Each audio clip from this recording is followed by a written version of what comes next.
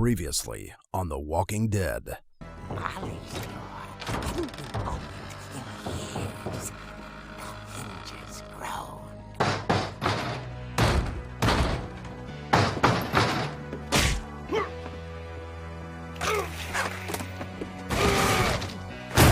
He wasn't moving, but she sensed the story might not be over yet. The hookman had vanished. She listened for his breathing, but all she heard was... It was coming from inside the house. He was going to be famous. And with her final breath, Barbara Finch gave the performance of her life.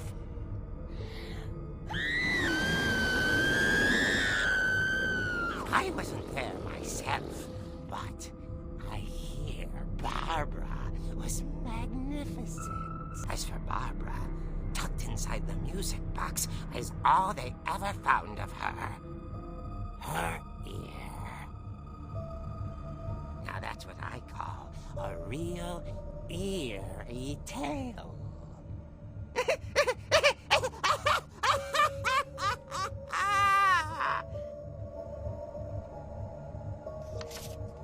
I guess now I know why Mom didn't like me playing with the music box.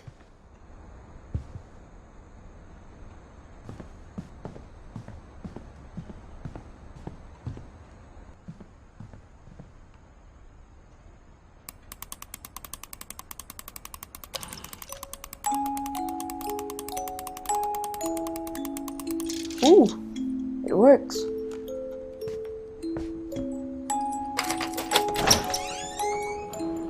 Nice.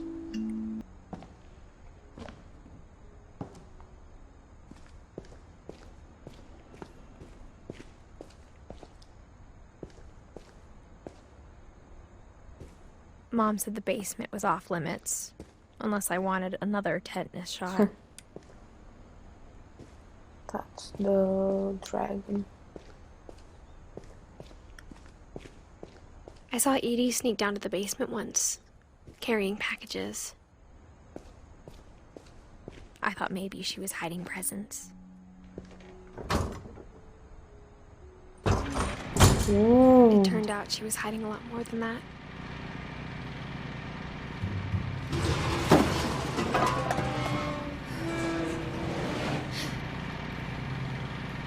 Maybe you should put that page I there. remember asking Mom once about where Walter had gone.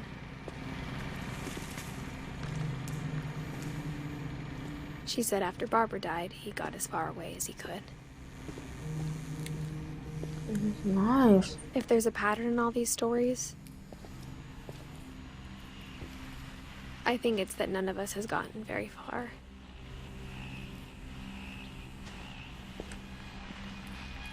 He really loves Drain.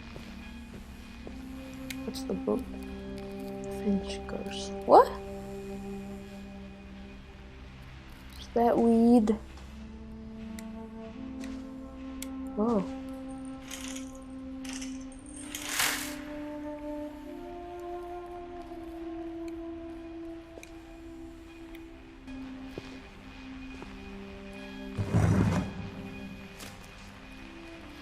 Goodbye, everyone.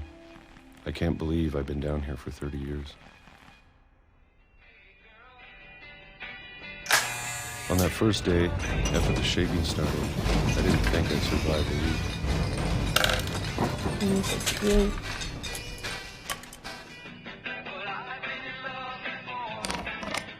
But after a few days, I settled into a routine. That's what kept me sane. Having a schedule, living for today. I always expected to be dead tomorrow. But if you wait long enough, you get used to anything.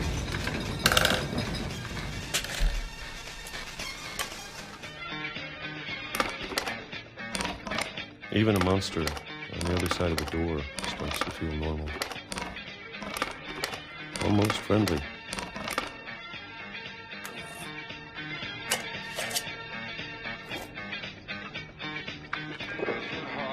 And then one day, everything just 2005.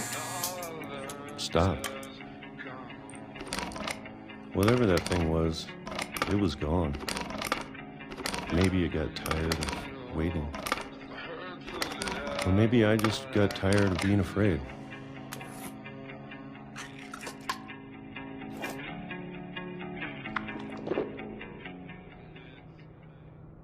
It's been a week now, the longest in 30 years. I'm done waiting. I have to leave while I still can.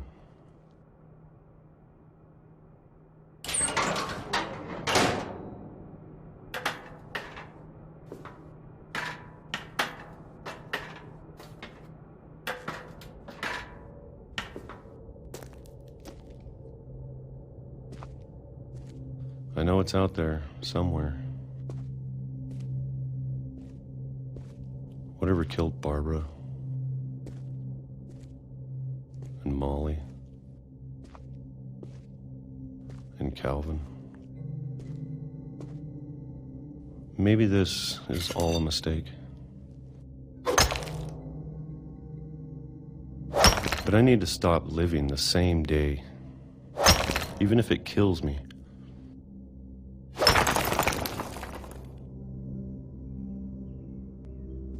Whatever's out there, I want you to know I'm ready for it.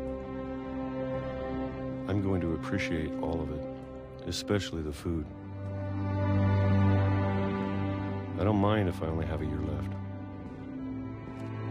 or a month, or a single week. I'd be happy with one new day. I can already imagine the sun on my face. No! Man.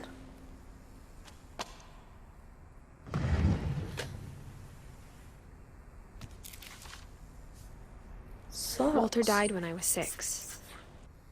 I can't believe my mom never told me he was down here.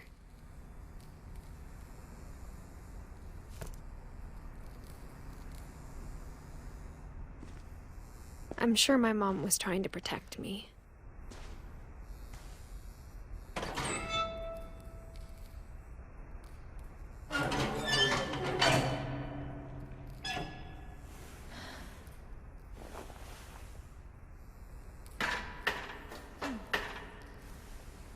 Maybe she was afraid I'd end up like Walter.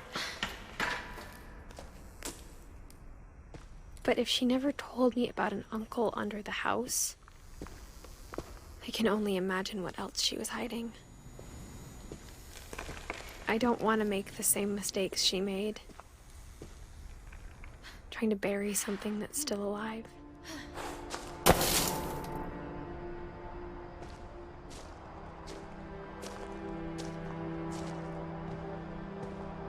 I thought it was time I heard the stories for myself. And found out what happened to everyone else. But now I'm worried the stories themselves might be the problem. Maybe we believed so much in a family curse, we made it real.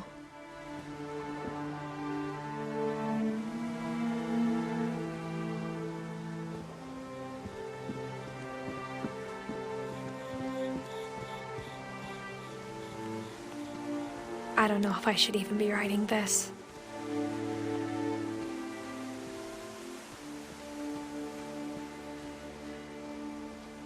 Maybe it'd be better if all this just died with me.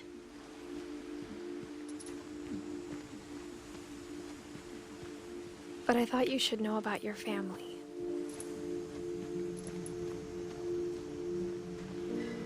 And the history you're a part of.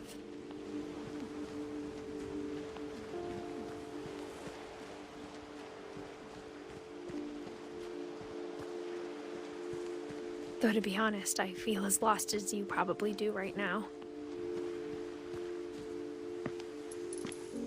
I think the people in these stories believed them, for what that's worth.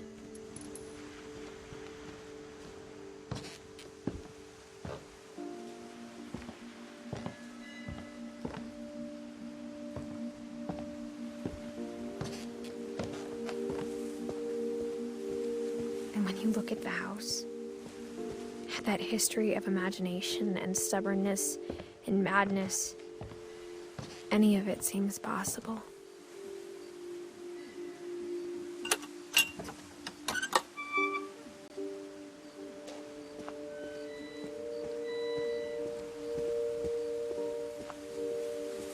I think we've been surrounded by death for so long, we've just gotten used to it. What kind of family finishes building a cemetery before starting the house?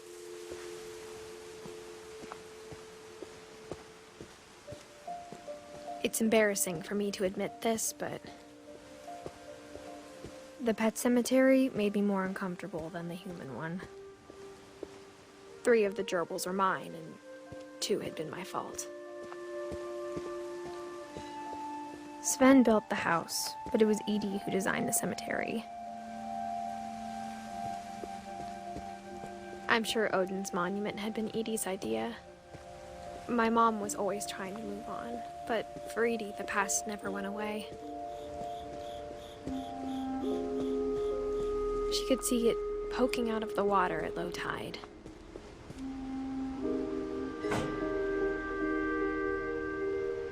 Edie said she dreamed about the old house every night.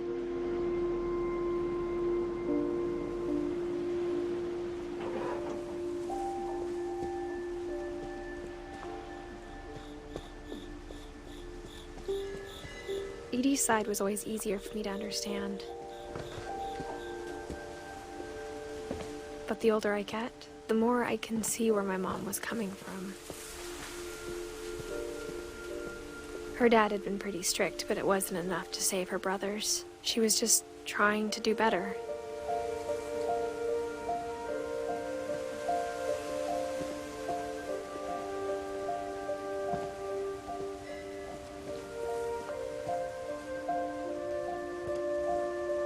She lost 2 of her brothers, just like I did. I get why she tried so hard to protect us.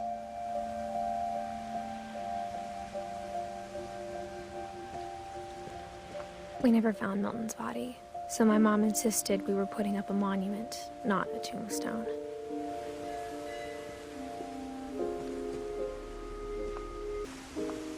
There's so many things I wish I could ask my mom now. Part of me thinks this is what she wanted all along. For me to come back someday and find everything out for myself.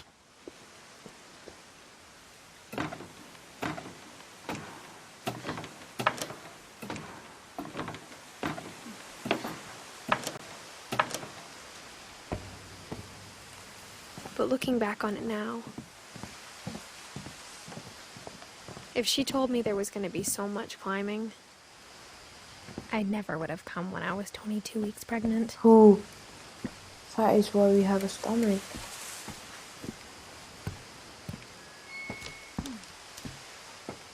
I can feel her heartbeat on my controller.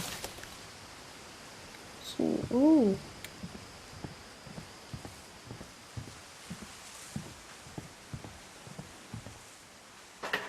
I never met Grandpa Sam, but I think he and my mom had a lot in common.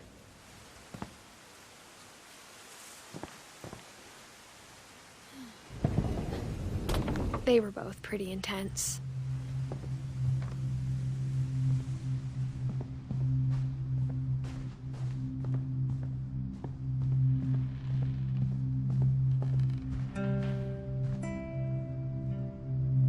Okay.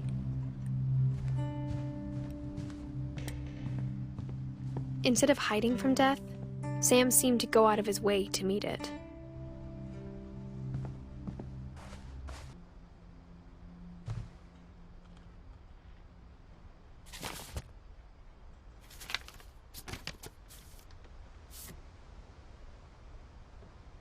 Such a boomer selfie.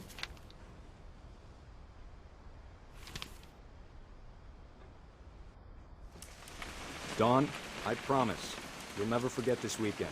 Yes, sir. These memories are gonna last a lifetime. Am I gonna have to shoot anything? It's a hunting trip, Dawn. Shooting is strongly encouraged. Perfect. It's gonna rain the whole weekend, isn't it? But she's so mean.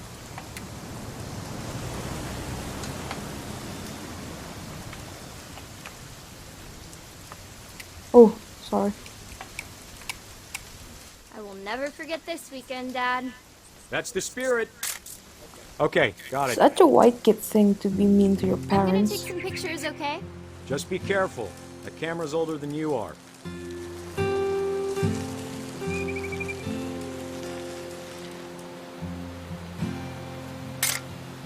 Aw. You're right, Dad. It's starting to clear up. Still freezing, though.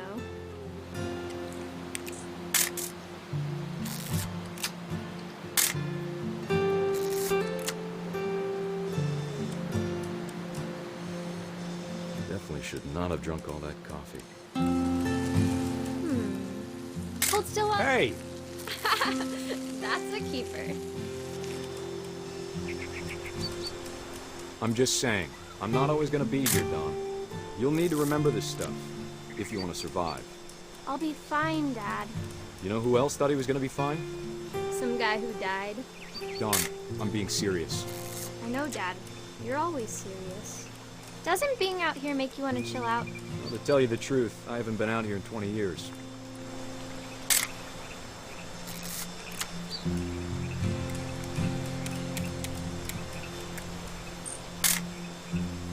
Last time I was with my brother Calvin.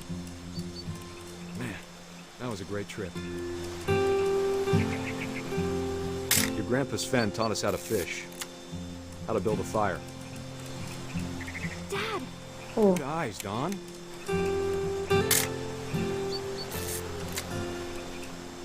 Before you take the shot, let me get a picture of you. Dad, I... Just breathe. Turn off your imagination. Dad, I'm really not sure. She's not sure, but she got a stance. Let me get behind you. Do I have to do this? Don, you don't have to do anything. But if you want to survive, you'll need to be strong. Come on, look at here, look at here. Now keep yourself squared up, elbows down, like we practiced. Whenever you're ready. Come on, look at me, look at me.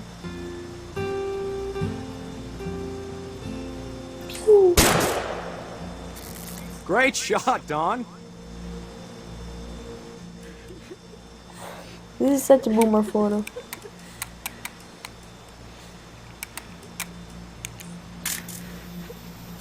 We can move Proud of you, him. Don. Always remember that, okay?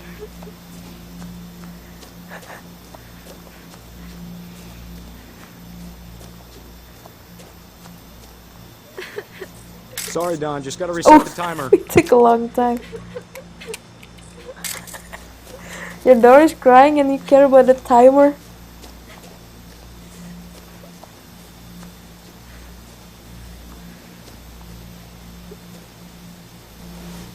Dad, it's twitching.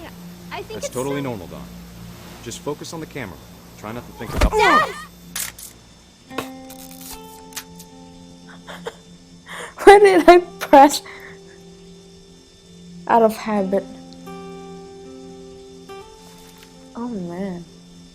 Of all these stories, that's the one I wish most that my mom had told me. Sam spent his life shooting photos, but Mom said he got nervous being in front of the camera. I guess we're all afraid of something. Look at that kid with his mohawk.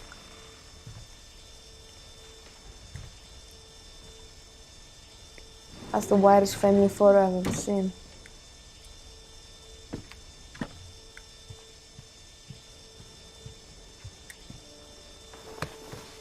After Sam died, my mom and Edie got really close. They'd both lost a lot.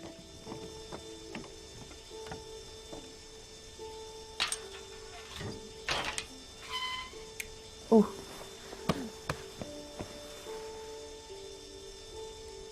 The baby pictures kind of scared me though.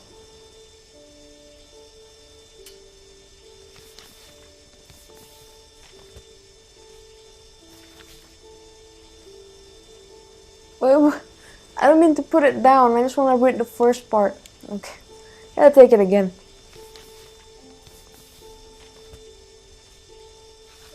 Dear Kay, do you remember the way Gregory used to laugh when he thought he was alone?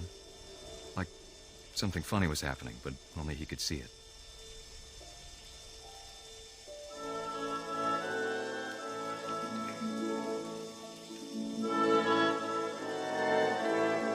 I think he saw things the rest of us don't.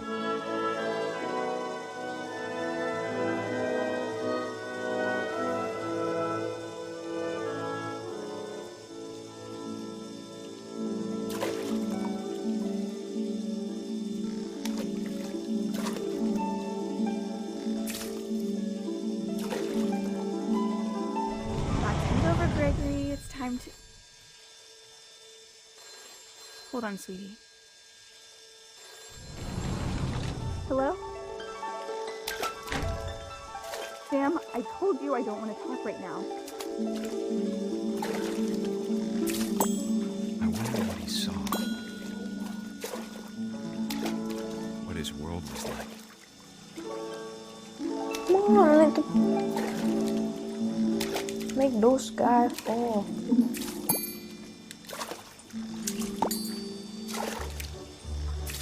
Come on. He reminded me so much of Calvin. There we go. Lost in his imagination. There we go.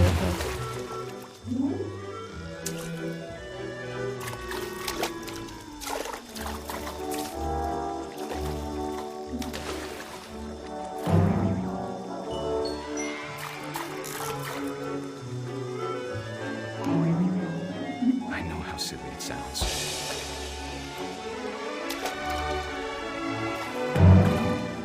But I worried about a baby being too happy. But I could feel him slipping away. Sorry about that, Gregory. I know you did everything you could. Maybe if I hadn't called that night. Ooh, let's close that. Damn it. Hold on, I don't want Gregory to hear this.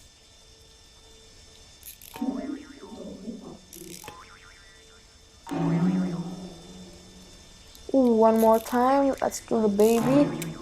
This game is so effed up. Told us about the world he saw.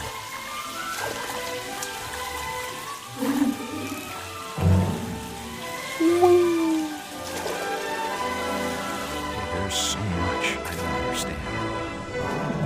Ooh, we're frog now. Gregory. About everything. Go to the hole. Oh.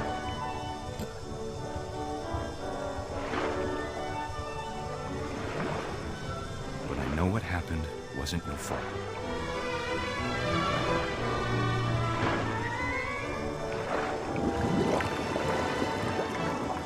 Go out, go out, go out. No! I'm sure he's happy. We're being pulled. And he'd want you to be happy too. Good luck, Kay. Love, Sam.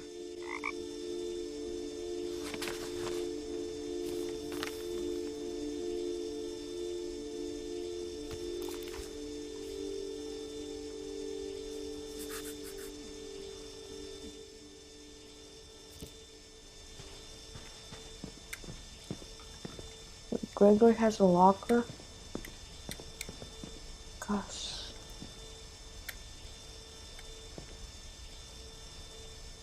Poetry. Gus, Dawn, Gregory. I can't imagine my mom ever writing poetry, and yet...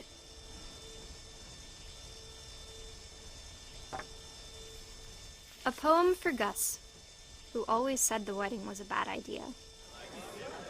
Our father never hit us kids, at least not very hard, before the day my brother said with teenage disregard that he'd be dead before he'd see a wedding in our yard.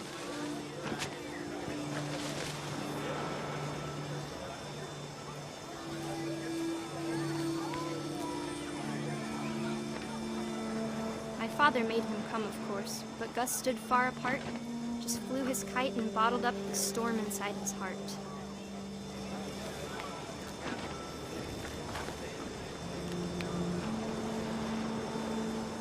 I tried to talk him out of it, but though he'd never met her, we don't need a stepmom were the words that I now pronounce you husband and wife. Make him cry.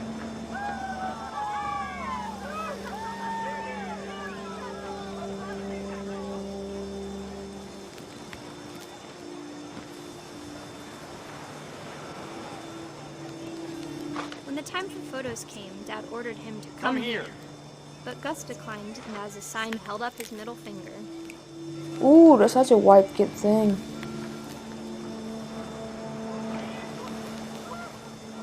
Won't you give a middle finger Wind to your picked up and panicked parents? geese appeared and quickly went. But all the humans did that day was go inside the tent. Sorry, that was my cat. That is my cat outside.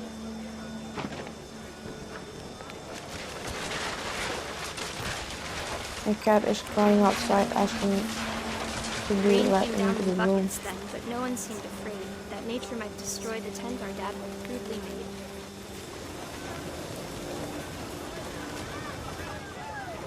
Ooh.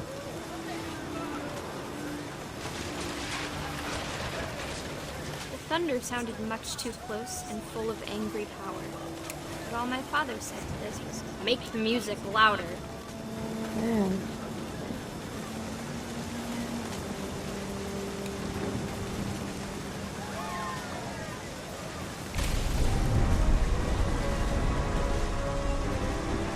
Oh.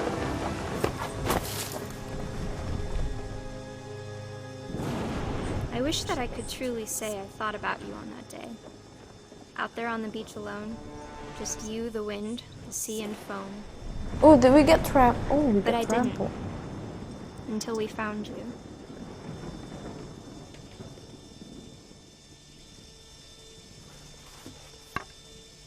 We got trampled.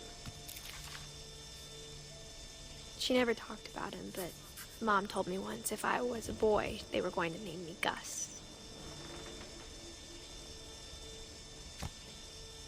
Look at that mohawk though.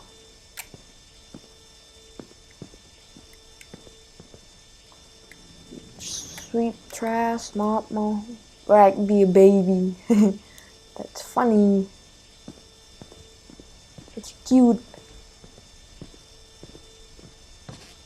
Oh.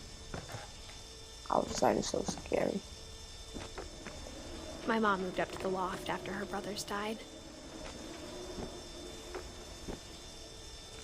At the time, it was as far away as she could get.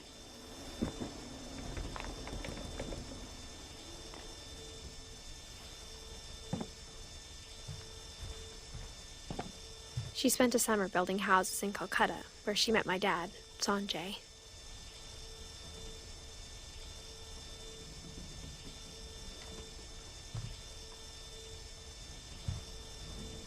My mom moved to India a week after graduation and got a job teaching English. Louis was born a year later. When my dad died, I don't think Mom knew where else to go. I'm sure Edie was happy to have her back.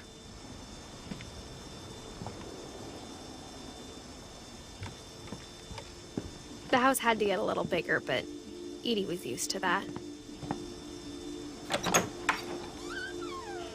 And for a while, things were good.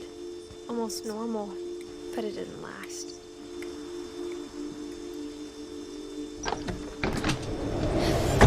Oh, The beginning of the end was Milton's 10th birthday, when Edie gave him a castle. man.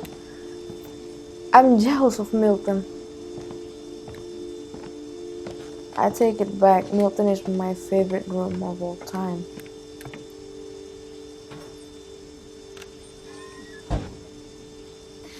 And I want to be Milton so bad.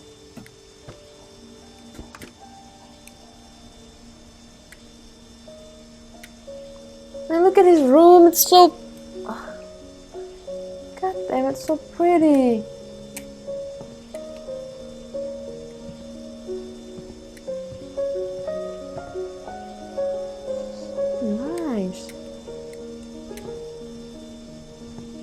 that painting. I think Edie was happy to finally have another painter in the family. Oh man. Look, it has a lift. Oh man. Oh, and oh man, I love this room. My favorite room so far.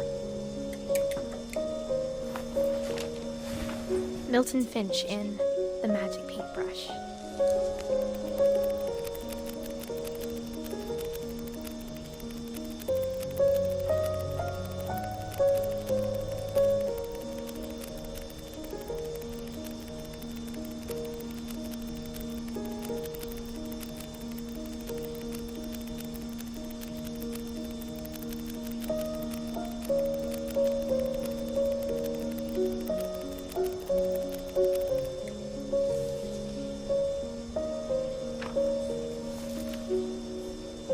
Just disappear.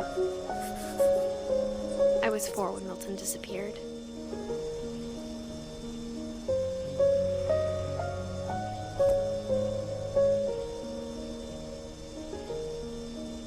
The night's so beautiful.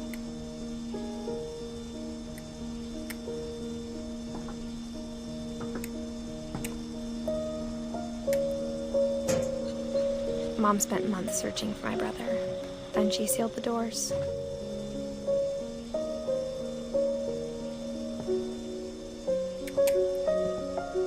Whatever Milton had found in the house, Mom didn't want it getting out.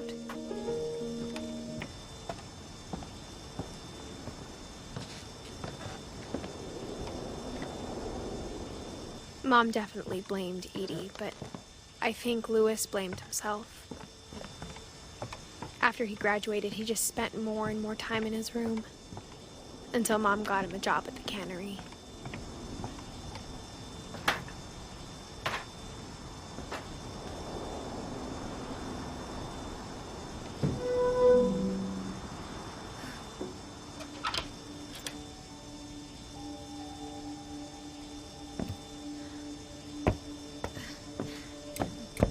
Lewis's room smelled very, very familiar. That part of him lived on. Weed? Alright, big glass everyone. She meant weed. Look at that hookah though. Oh, is that a nest? Lewis and I spent a lot of time playing games together, but he was surprisingly bad at them. He died a lot. Ooh, maybe he's foreshadowing.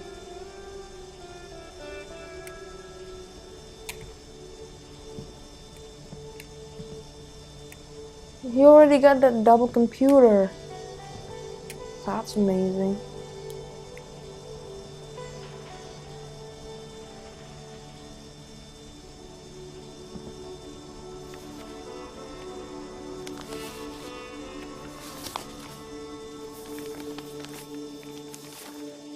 Dear Mrs. Finch, as Lewis's psychiatrist, I can understand your desire for an explanation. As I see it, the trouble began in January, shortly after we convinced your son to seek treatment for substance abuse. Newly sober, I believe Lewis first noticed the monotony of his daily life. He kept working at the cannery, but he withdrew part of himself. In our sessions, I saw the same behavior. His mind began to wander. I asked him to describe it. He said he started small, imagining a labyrinth. He'd feel his way about. Then something moved. Bats. And toads. And things that have not names.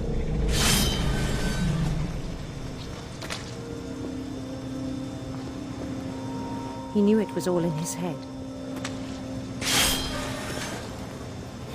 But he took it very seriously.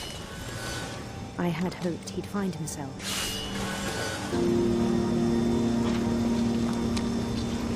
But he found something more. I worried about him then, daydreaming at the cannery. I spoke with his boss. But he said Lewis had become a model employee. Methodical, tireless, focused. Like a whole new Lewis. So I let him go on.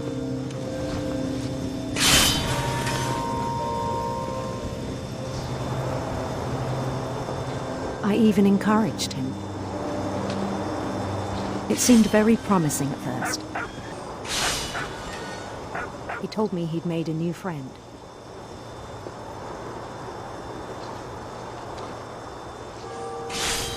On the edge of a city he named Lewis Topia.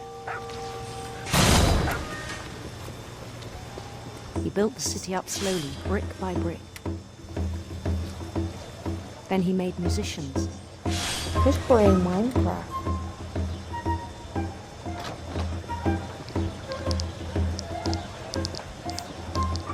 And songs for them to play. He talked about starting a band. And he was always humming something.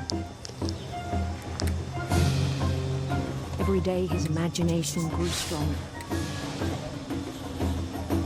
Oh, barong saya. He no longer spoke at the cannery. But his chopping was as reliable as ever. Then one day it struck him that all the cheering crowds, even the stones under his feet, were all in his imagination.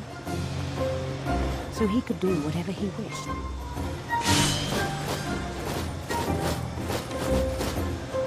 He held an election for mayor.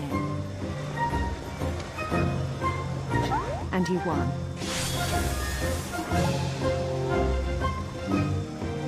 They begged him to stay, but his mind was already wandering.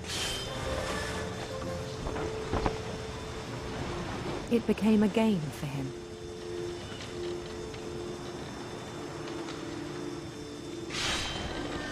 He'd conquer a city, then immediately push on. New Louisville. St. Louis. He started drifting away from our reality.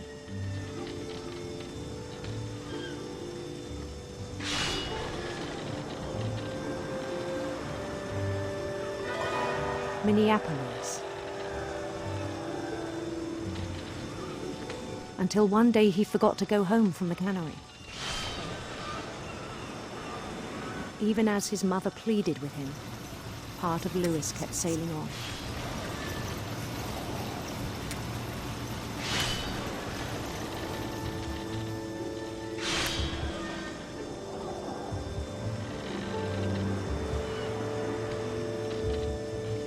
In Lewisburg, he heard rumors of a beautiful prince. Beautiful prince.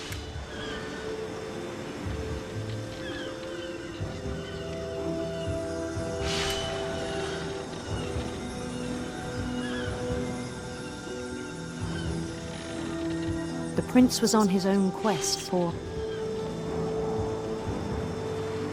radiant rainbow. Radiant rainbows. If you know what I mean. Oh no! Whatever.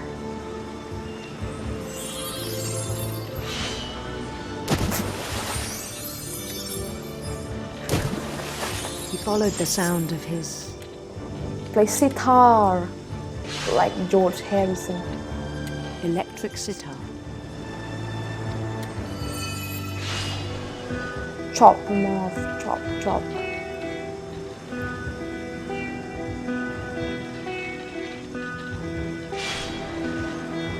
His chase led him to a golden palace east of the sun and west of the moon.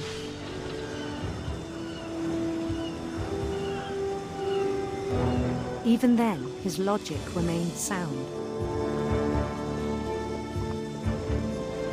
He knew the world was all in his imagination.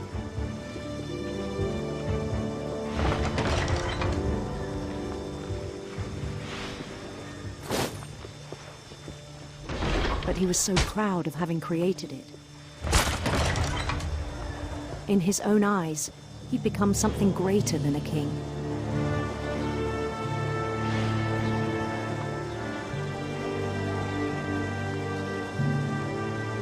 Became God. For someone who'd never known success in the real world, I think it was overwhelming. And then it struck him that the real Lewis was not the one chopping salmon, but the one climbing the steps of a golden palace.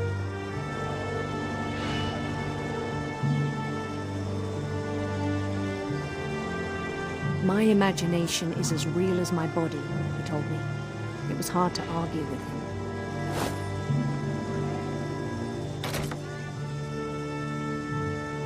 Oh, back in real life.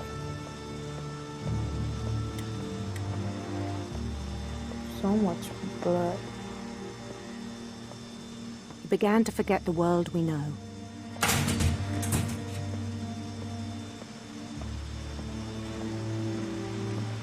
I think it pained him to remember Lewis, the cannery worker.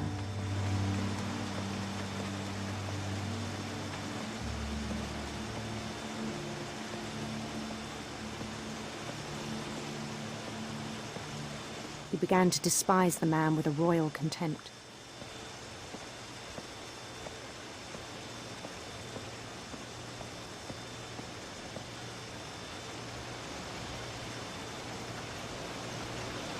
I still thought I could save him.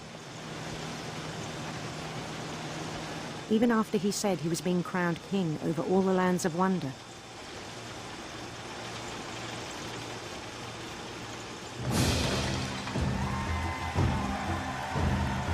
The palace would be packed with his companions.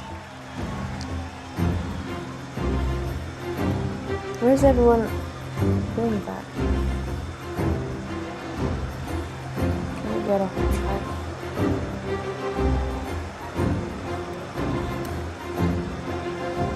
Including the wise Calico who'd insisted on advising him. Oh, that's literally my cat.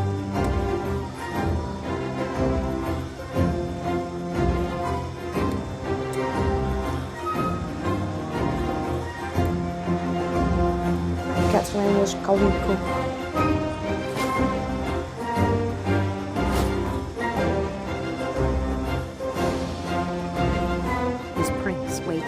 Holding his crown.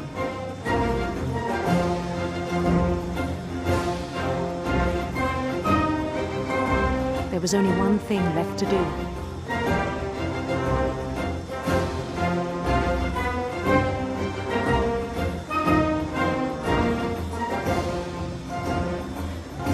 Bend down his head. Oh, no.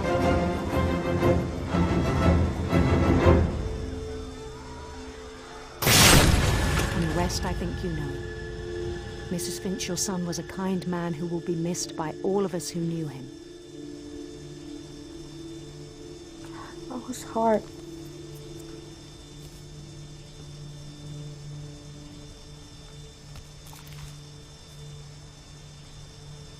My brother was really cool. I wish you could have met him.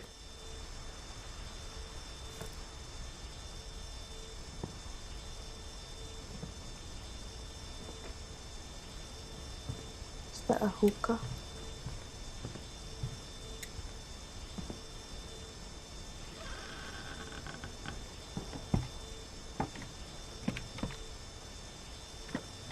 On the way back from Lewis's funeral, my mom told me to start packing. She waited until the day before we left to tell Edie. I'm not sure if she wanted to make it easier or harder.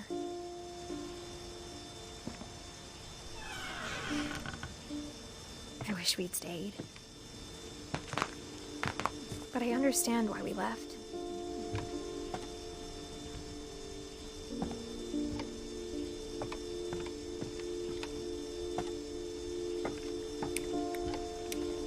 Edith, mom. Oh, Edith and mom. What happened that night had been coming for a long time. Maybe it should have come sooner.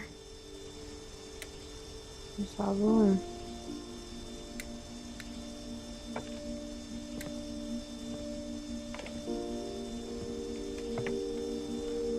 But it had to end one way or another. All that's left now is to tell you about that last night.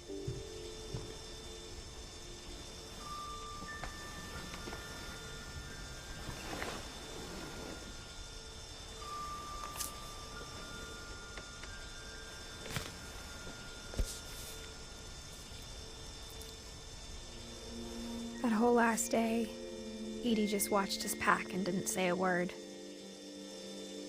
Until supper, when she raised her glass and said, "To our final night together, and all our final nights apart." Yeah. Grandma, you know what I said about alcohol. Some of your medications are very Edith, specific. I left a present for you in the hallway. Why don't you go open it? The grown-ups have to argue now. I'm sorry, you're right. We're all leaving tomorrow. Let's just enjoy our last... I'm not leaving. Edith, you're excused.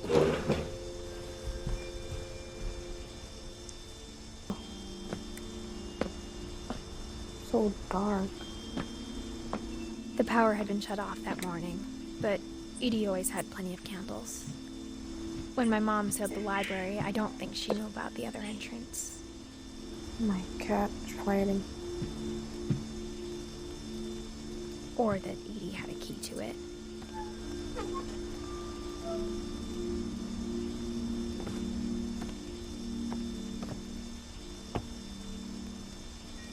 So many That thing candles. you're afraid of isn't going to end when you leave the house. So many books here. It's flammable. Edith has a right to know these stories.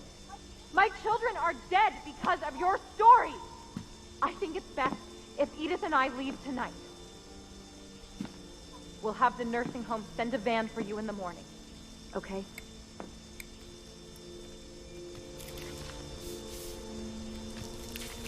Dear Edith, there's so many stories I wish I could tell you, but there's only time for one. This is about what happened on the night you were born. That night, the tide went way, way out. It was the first and last time I ever saw the old house aground. There'd been an earthquake out in the middle of the ocean. They called it the lowest tide in 1,000 years. God, it smelled awful. No, I've seen that house every day of my life.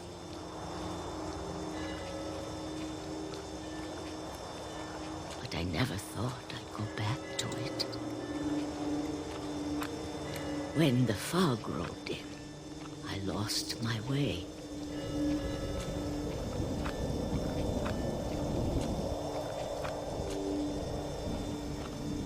I got turned around. What?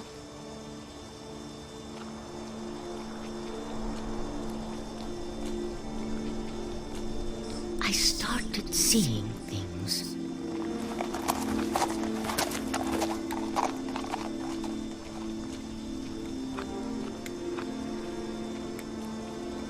Things I'd forgotten had ever existed.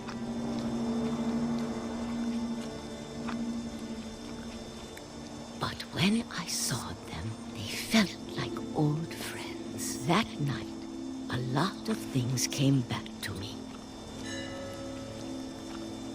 Or maybe I came back to them.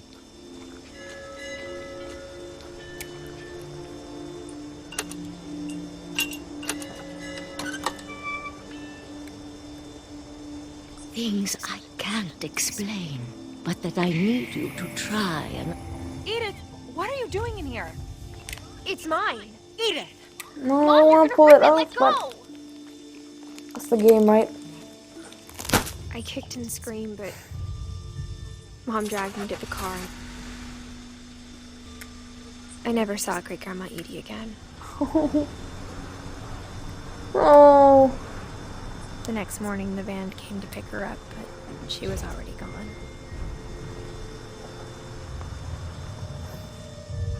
After that, we moved around a lot. Ooh. What like Ladybird. We both tried to make the best of it.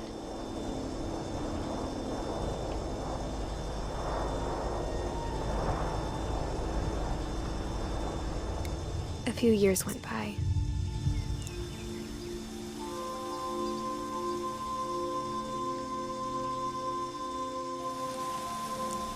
My mom didn't like to talk about it. But she started getting sick a lot.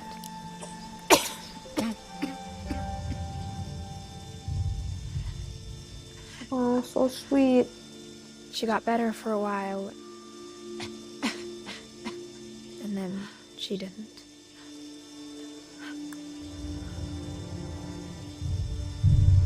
And then I was alone.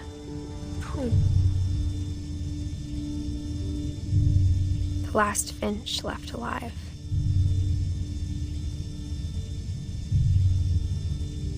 Until I found out about you. I'm still not sure what to tell you about all this. If we lived forever, maybe we'd have time to understand things. But as it is, I think the best we can do is try to open our eyes. And appreciate how strange and brief all of this is. This journal was supposed to be for you. But now I hope you'll never see it. I just want to meet you and tell you all these stories myself. But I guess if you're reading this now, things didn't work out that way.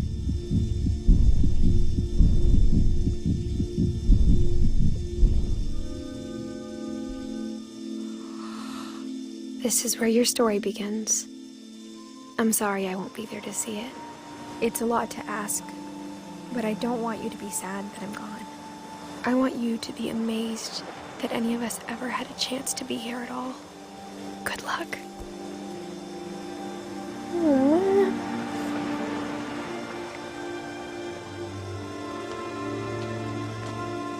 It's so sad. I'm like, chills. Goosebumps.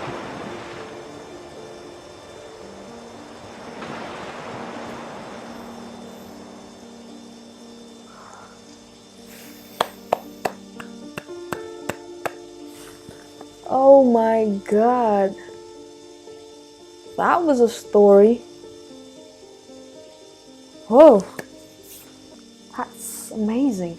I played this game like 4 times now. I'm still so amazed by it. I'm still so... Wow. That's it guys for today's video. That was the end of What Remains of Edith Finch. It gives me literal chills. I got goosebumps right now. And I think I will be up all night searching Google about what the hell was all that. And it was a super exhausting game, yet it was super duper immersive and just plain amazing. So don't forget to like, comment, and subscribe, and I'll see you guys in the next video.